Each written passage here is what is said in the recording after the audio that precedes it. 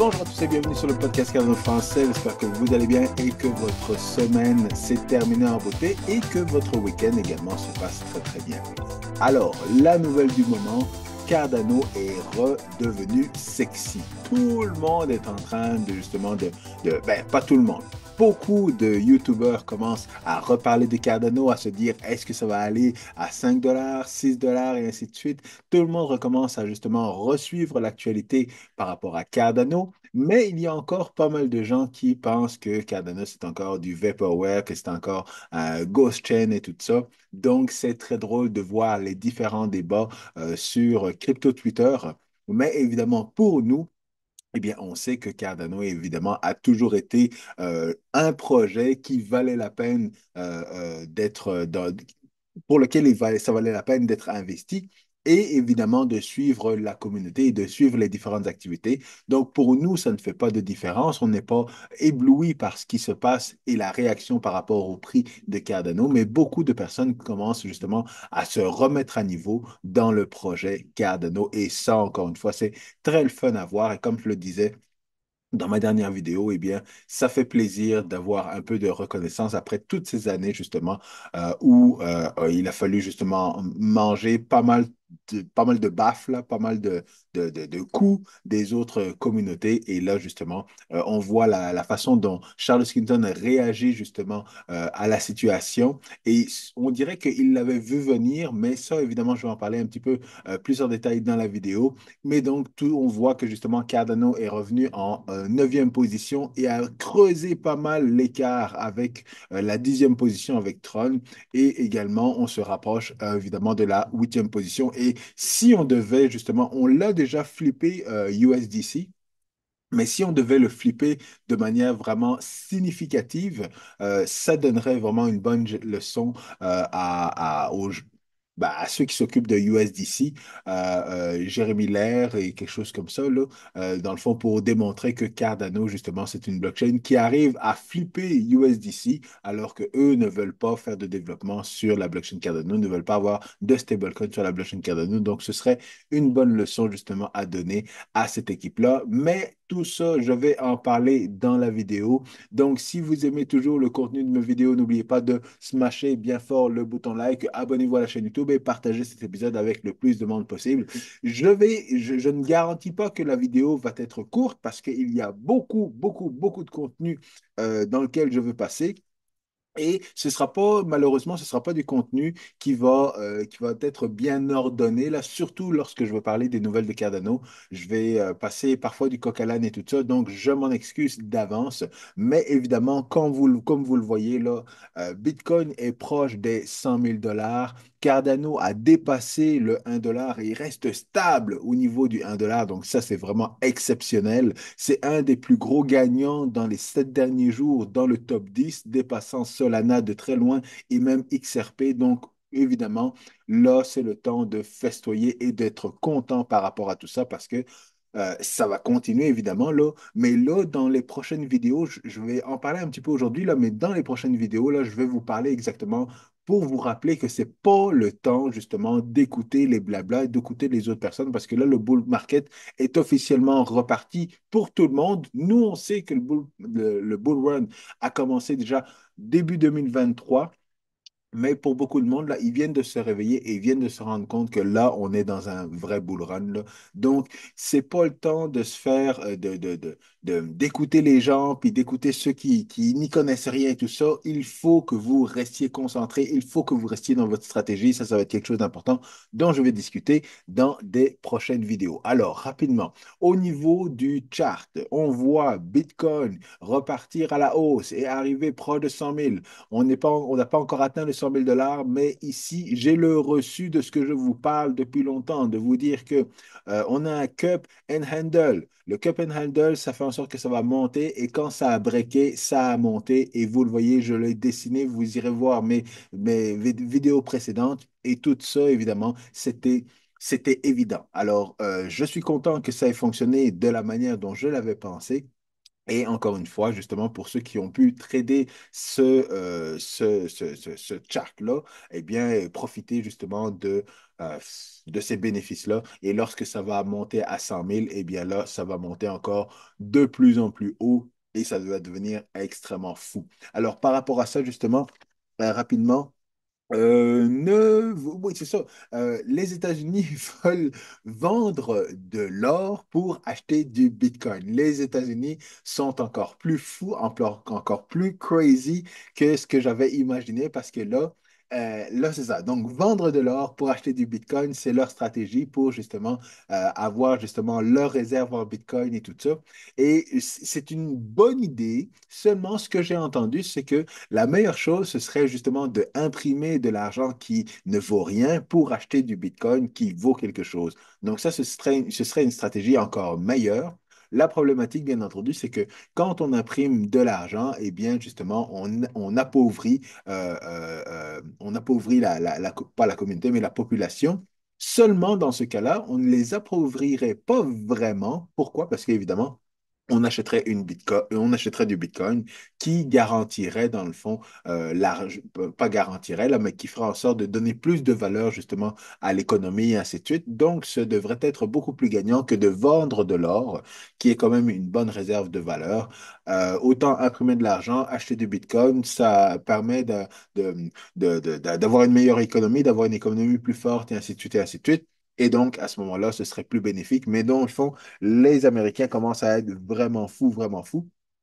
Et des prédictions également. Alors, je vous le disais, là, faites attention avec ceux qui vous donnent des prédictions que Bitcoin va atteindre 300, 400, 500 000 dollars et ainsi de suite. Là. Comme je le dis, je l'expliquerai dans une prochaine vidéo, mais faites attention à ces prédictions-là parce que il y a beaucoup de gens, encore une fois, qui se réveillent et qui refont leur graphique et tout ça et qui disent, ah oui, ça va atteindre ça. Moi, j'ai fait mes calculs depuis qu'on était dans le bear market. J'ai commencé à faire mes calculs, à faire mes prédictions, à vous dire début janvier 2023, que là, c'était le moment d'investir. C'était le moment, que c'était janvier 2023. En tout cas, je m'en rappelle plus. Ça fait tellement longtemps, là, mais je pense que le plus bas, c'était après la chute de FTX, là, peu importe quand est-ce que c'était arrivé, mais dans le fond, 2000, et je m'excuse, je vais être bien trop loin. C'est ça, janvier 2023. Janvier 2023, là, à peu près, là, on s'est dit, là, on a atteint le plus bas, là, donc là, il faut investir. On a investi, on a bénéficié et on a eu euh, trop de bénéfices, trop de bénéfices. Et le meilleur, c'est que c'est pas encore fini. C'est vraiment le meilleur. Et donc, on arrive justement dans la zone banana, dans la zone banane, banana zone en anglais, c'est plus le fun en anglais de le dire, là, dans la banana zone, là. Et là, ça va monter, ça va monter, ça va monter. Et comme je le dis, dans la prochaine année, non. D'ici la fin de l'année, là, relaxez, là. Relaxez, détendez-vous, faites du yoga et ainsi de suite, là. Parce que 2025, là, il va falloir être concentré et être concentré, être focus tous les jours pour ne pas justement manquer le moment de vendre. Et évidemment, je vous le rappelle, on ne vend pas quand on est au pic et que ça descend, on vend quand ça commence à monter. Quand ça monte, on vend. Quand on est au pic, on n'essaye pas de vendre parce que vous allez vendre trop tard et ça va redescendre. OK? Donc ça, je vais y revenir. Pourquoi est-ce que ça va changer? Pourquoi est-ce que ça va être une année folle? Parce qu'on a fini notre recette. On a presque, il manque quelques ingrédients, là, je vous le disais, déjà depuis quelques moments maintenant, là. Donc, dans la recette, là, on devait avoir différents éléments dans la recette, là. On devait avoir l'ETF de Bitcoin, l'ETF d'Ethereum, on devait avoir le halvening, on devait avoir la Chine qui commence à être bullish par rapport à Bitcoin, on devait avoir les whales qui commencent à acheter des ETF, on devait commencer à avoir de la liquidité qui rentre au niveau du marché international, aux États-Unis, au Canada, en Chine, en Europe. On devait avoir les taux d'intérêt qui devaient descendre. On devait avoir plein, plein, plein d'affaires. Et là, on devait avoir l'élection avec la bonne personne qui a gagné. Donc là, tout ce qui reste, là, il reste officiellement janvier quand le nouveau président américain va prendre les rênes du gouvernement. Première chose qui risque d'arriver, c'est le remplacement justement de Gary Gensler, le gars de la SEC, parce que justement, il se dit qu'il va quitter le 1er janvier. Donc, attendez-vous là pas le 1er janvier, le 6 janvier, mais attendez-vous que début janvier, là, on a encore Une chandelle là, similaire à celle-là. Là, donc là, ça va vraiment, vraiment être fou. Et puis, rapidement aussi, donc au niveau de YouTube, comme je le disais, là, tous les YouTubeurs reviennent sur Cardano. D'ailleurs, on va regarder Cardano rapidement. Là. Cardano qui est en train de reprendre du poil de la bête. On est rendu quasiment à trois fois, il nous reste trois fois 300% pour arriver au all-time high, de l'ancien all-time high. Et une fois qu'on fait encore une fois ce cup and handle, là, on va faire le cup and handle, on va avoir probablement une rétraction, une petite chute, et après ça, on va repartir à la hausse, exactement comme pour Bitcoin. Il n'y a pas de secret là-dedans. Donc, encore une fois, je dirais pas que c'est le temps d'acheter, parce que le temps d'acheter, c'était dans toute cette partie d'accumulation, là, vous voyez, là, toute cette accumulation, là, toute cette zone d'accumulation, là, c'était le temps d'acheter à ce moment-là, parce que là, ça commence à monter. Il n'est pas trop tard, mais personnellement, moi, je n'achète plus vraiment. J'attends les corrections. Donc, évidemment, dans un bull run, il y aura toujours des corrections et j'attends les corrections pour pouvoir recommencer à acheter. Et donc, ça, c'était la petite introduction que je voulais vous faire au niveau des nouvelles par rapport à Cardano. Donc, je vous le disais, évidemment, tout le monde recommence à trouver Cardano sexy. Et ça, notamment, c'est grâce à Bitcoin OS qui a reparti cet engouement-là. Et encore une fois, comme je vous le répète à chaque fois, ça a remis justement les choses en perspective par rapport à Bitcoin et à Cardano et aux blockchains qui sont des UTXO dont fait partie Doge. Donc là maintenant, on ne parle plus juste de connecter Cardano à Bitcoin, on parle de connecter à Cardano à Doge et à beaucoup d'autres blockchains également. On a eu justement une vidéo de Charles Hoskinson, c'est pas celle-là, mais c'est un EMA ou Charles Hoskinson, j'ai oublié, excusez. Donc, première parenthèse.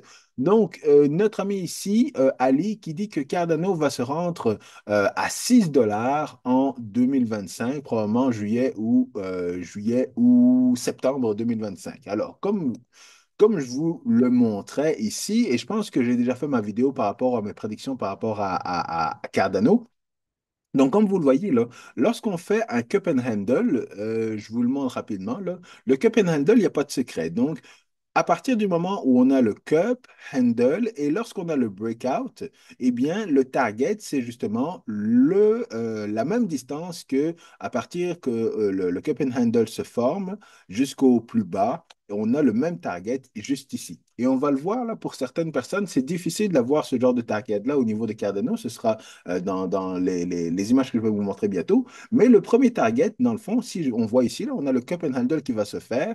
Et le prochain target, on arrive évidemment aux alentours de 6 dollars. Donc, vous le voyez, j'ai déjà prévu le coup et je vous l'ai probablement déjà dit, mais mon target, le base case pour moi, il me semble, c'était entre 5 et 6 dollars. Le medium case, c'était aux alentours de 8 dollars. Et puis le bull case, c'était justement 10 à 12 dollars. Mais vous le voyez, là, je vous referai une vidéo où je réexpliquerai dans le fond les différentes zones. Mais vous voyez, dans le fond, la zone le plus fou, là, c'est 12 dollars et ça commence à 10. Et donc, vous le voyez, donc, c'est ça. Tout prévu à l'avance. Maintenant, le timeline est beaucoup plus important. Selon moi, c'est mieux de s'assurer de prendre des profits au bon moment plutôt qu'au bon prix parce qu'on peut avoir des surprises. Et je vous l'ai déjà dit, moi, je préfère prendre des profits, mettons, à 9 dollars plutôt que d'attendre 10 ou 11 dollars parce que ça ne fait pas une grosse différence en termes de pourcentage, là, mais ça, c'est propre à chacun. Donc, pour vous dire que justement, lui qui dit ça le 15 novembre, moi je vous l'ai déjà dit, ça fait pas mal de mois là maintenant, là. Et oui, je suis d'accord, le bull run dernier, je me suis trompé, j'étais trop bullish, ou je sais pas si c'était le bull run dernier, c'était au moment où il sortait les contrats intelligents, là, j'étais trop bullish. Ma première prédiction était bonne, j'avais dit entre 3 et 5 dollars, et après ça, j'ai revu ma prédiction pour aller de 5 à je sais plus combien, là. J'aurais dû en rester à ma première prédiction, c'est ce que je fais encore une fois là maintenant en ayant trois prédictions par base, moyenne, puis bull case. Mais dans le fond, je vous l'ai déjà dit, on devrait arriver minimalement aux 6 dollars. Mais pour lui, il semble que le 6 dollars soit le top. Personnellement, je ne partage pas cette impression-là. C'est ça que je voulais vous dire. Et dans le fond, c'est ça.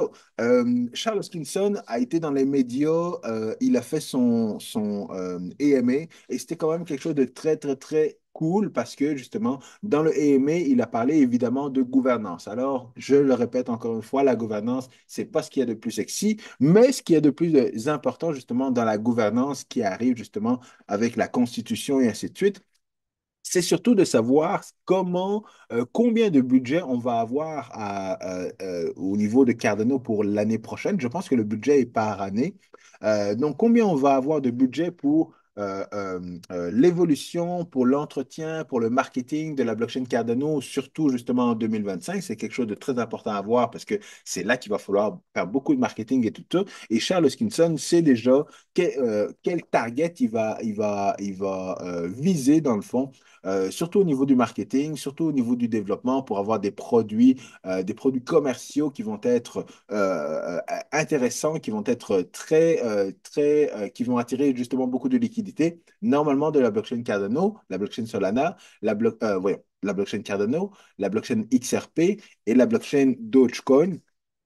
Donc, il a fait beaucoup d'investissements et ça, évidemment, d'ici la fin de l'année, eh bien, on va avoir, la fin de l'année, quelques semaines, là, on va avoir l'événement de constitution en Argentine qui, ça, devrait introduire la gouvernance, les premiers votes en termes de gouvernance et tout ça. Et évidemment, dans ce cas-là, on a le support notamment de Polkadot. Alors, la Fondation Cardano a fait une vidéo avec l'équipe de Polkadot et ça, c'était très intéressant quand même à voir parce qu'encore une fois, Charles Hoskinson, on voit qu'il veut rassembler les différents écosystèmes. Il a eu des discussions avec XRP, avec Hedera Hashgraph, avec Polkadot, avec Bitcoin, même avec Solana. Écoutez, c'est incroyable, c'est incroyable. Donc même Solana maintenant, là, il faut que ce soit Kumbaya avec l'écosystème de Solana. Il ne veut plus les insulter.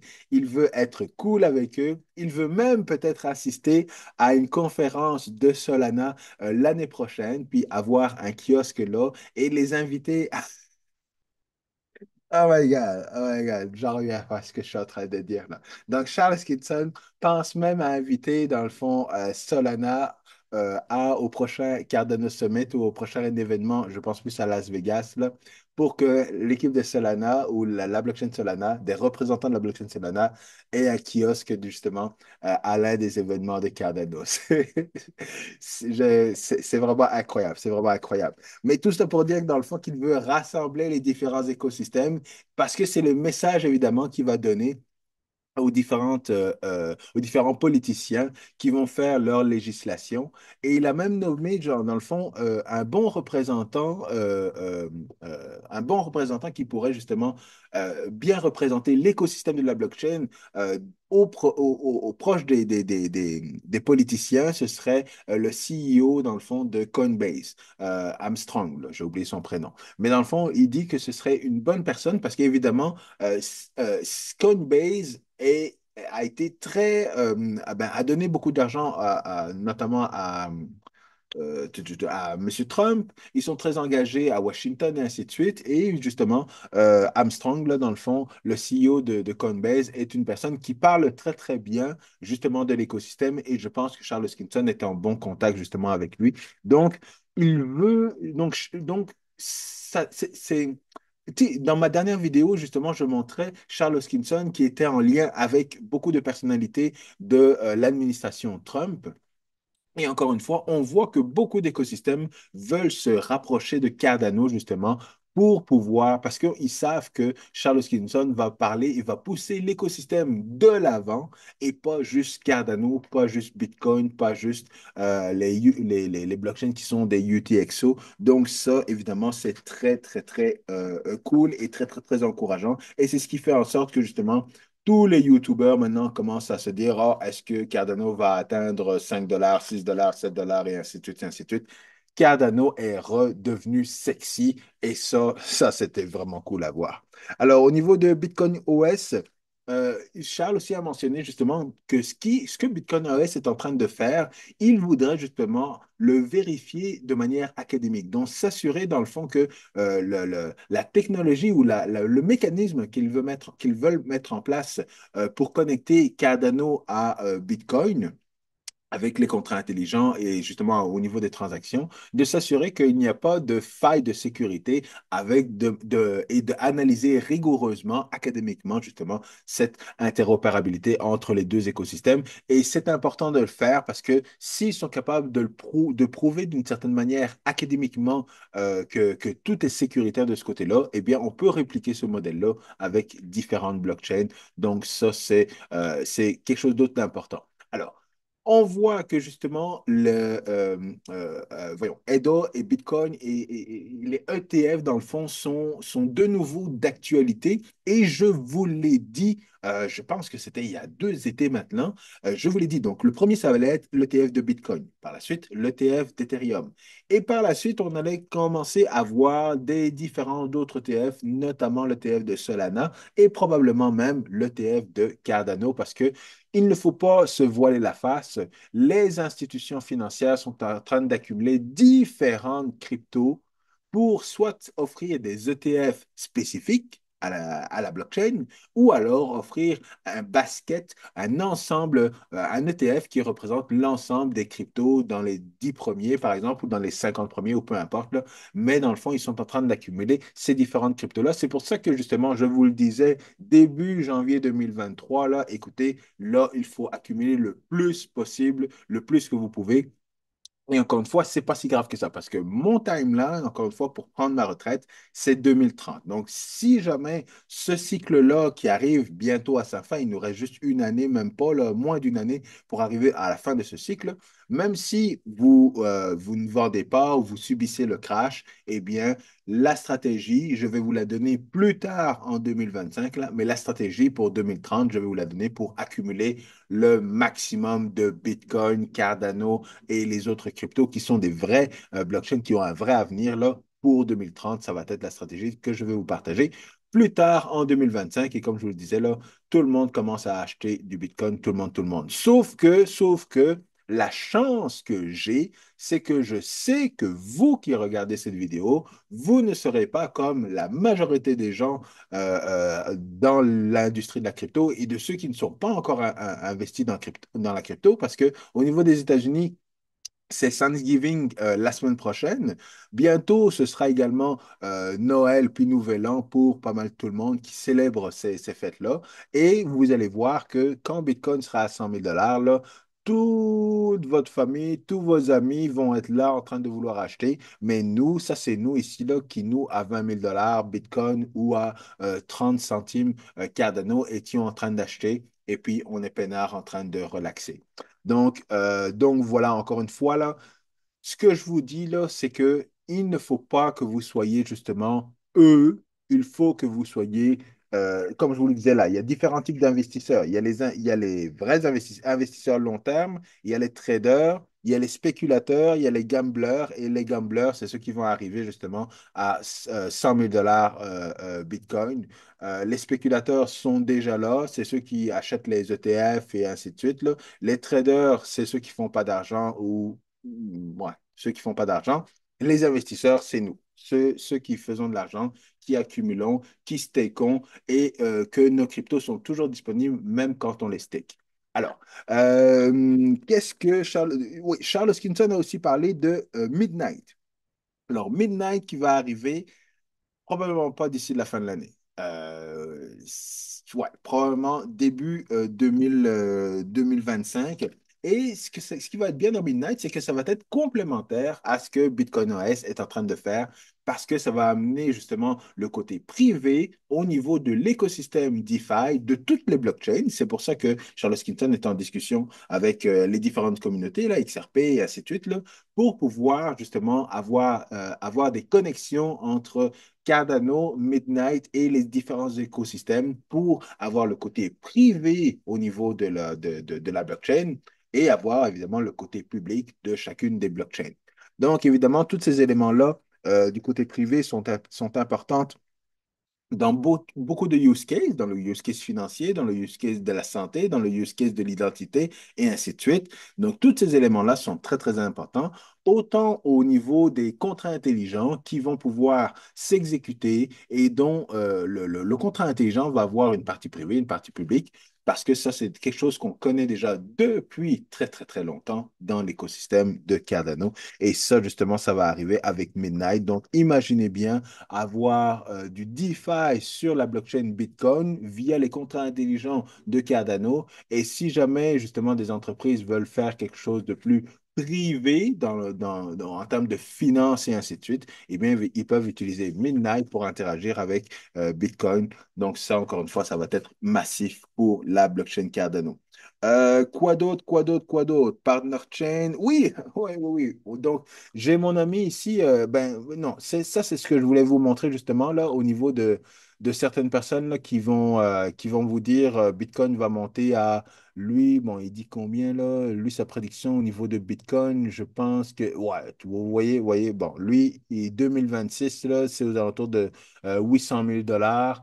J'en ai un autre ici, là, rapidement. J'en ai un autre ici qui dit que Bitcoin, OK, lui, c'est 320 000, mais qu'il va sûrement vendre avant. Mais encore une fois, là, quand j'analyse son cup and handle avec ses indicateurs, là, il y a de quoi qui ne marche pas, là.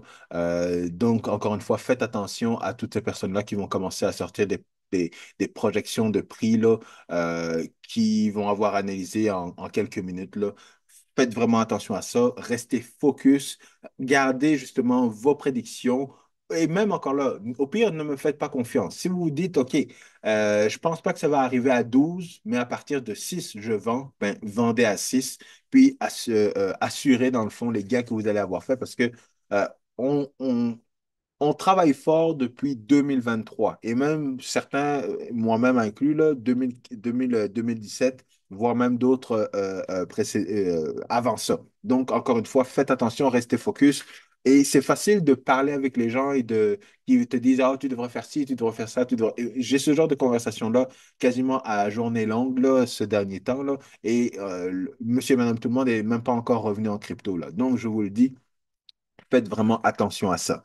Rapidement, ce qui a été dit aussi, Atala Prism, nouvelle au niveau d'Atala Prism, c'était intéressant parce que ce qu'ils ont mentionné, c'est que Charles Hoskinson a mentionné que Atala Prism fait partie maintenant de Hyperledger. Donc, c'est un produit commercial qui peut être utilisé et les gens, l'équipe qui travaillait sur Atala Prism, qui est évidemment qui a été lancé par Cardano, qui est un produit qui était de IOHK, finalement a été transféré au niveau de Hyperledger. Donc, encore une fois, c'est une belle connexion entre Hyperledger, qui est la blockchain pour les entreprises qui ne veulent pas se lancer dans le côté blockchain public et contrat intelligent, qui veulent commencer par quelque chose d'hybride, par exemple, et bien de commencer par ça avant justement de plonger dans le côté open source de la blockchain. Donc, c'est très, très bien d'avoir cette connexion et c'est un beau travail qui a été fait, notamment justement par rapport à l'identité décentralisée, quelque chose, un use case qui va être très utile dans les prochaines années. Voilà un autre influenceur qui prédit un 6 dollars. Je n'ai pas écouté toute la vidéo, là, mais vous le voyez, on est déjà rendu à 1 dollar et le bull run fait juste commencer. Là. Donc, imaginez, là, 6 dollars, c'est pas si loin, sachant que le dernier all-time high était à 3 dollars. Donc, c'est ça que j'ai un peu de difficulté à comprendre. Si généralement Cardano a fait x3 dans le passé, pourquoi actuellement on ferait x2? Parce que c'est ça. Pour moi, la logique n'est pas exactement là et je n'ai pas bien compris c'est quoi leur logique là. Mais écoutez, même moi là, je dis dans le fond, le, le, le bearish case, là, c'est 6 dollars, puis mon bull case, eh bien, c'est beaucoup plus que ça. Donc, voilà pour ça. Encore une fois, c'est ça, il y a encore beaucoup de personnes qui sont en disbelief par rapport à Cardano, mais probablement qu'ils vont devoir, comme on dit là, ils vont coper avec le temps et ils n'auront pas le choix. Ils vont devoir admettre que Cardano est un projet sur lequel il y a beaucoup de TVL et ainsi de suite, parce que le TVL est en train de remonter par rapport à Cardano. Et puis là, encore une fois, là, comme je vous le disais, là, ce que je n'aurais jamais cru, jamais pensé, imaginé En tout cas, tout peut changer en crypto, là, mais Charles Hoskinson qui dit qu'on devrait être capable de travailler avec les différents écosystèmes et qu'il est prêt à aller justement à la conférence de Solana, Cellpoint ou je ne sais plus trop quoi, là, Breakpoint, oui, c'est ça, Breakpoint. L'année prochaine et d'inviter les gens de Solana à une conférence de Cardano. J'ai bien, bien, bien hâte de voir ça. Surtout que je serai là aux prochaines conférences de Cardano, là, et j'aurai assez pris de profit que je pourrais me permettre d'aller à Las Vegas et d'aller à Dubaï bon, en espérant que le prochain summit ne se passe pas à Dubaï nécessairement. Alors voilà, je pense que j'ai fait le tour de tout ce dont je voulais parler. Et puis je termine justement avec ce passage, si vous connaissez, si vous vous rappelez dans le fond, ce film Ghost, où là on voit justement tous ceux qui étaient bearish par rapport à Cardano et qui voient dans le fond Cardano est en train de, ben, même on le voit là, c'est un élément culte. Je ne sais pas quel âge vous avez, mais vous voyez, dans le fond, un gosse qui commence à taper sur l'ordinateur et on voit Cardano et puis voyons, ouais, les bears qui commencent à dire qui est là? Qui est là? Et voilà, dans le fond, c'est tout simplement pour dire Cardano revient pour hanter tous ceux qui parlaient mal de Cardano. Alors, voilà, c'était une belle façon de terminer la vidéo. Écoutez, encore une fois, Cardano, 1 $, Bitcoin bientôt à 100 000. Donc, c'est ça, c'est juste profiter Il faut être content quand tout se passe bien parce qu'on a mangé pas mal de coups, comme je le disais, dans les dernières années, là. Donc voilà, je termine là-dessus. Merci de m'avoir écouté. À très bientôt. Continuez encore à avoir un bon week-end. Peace.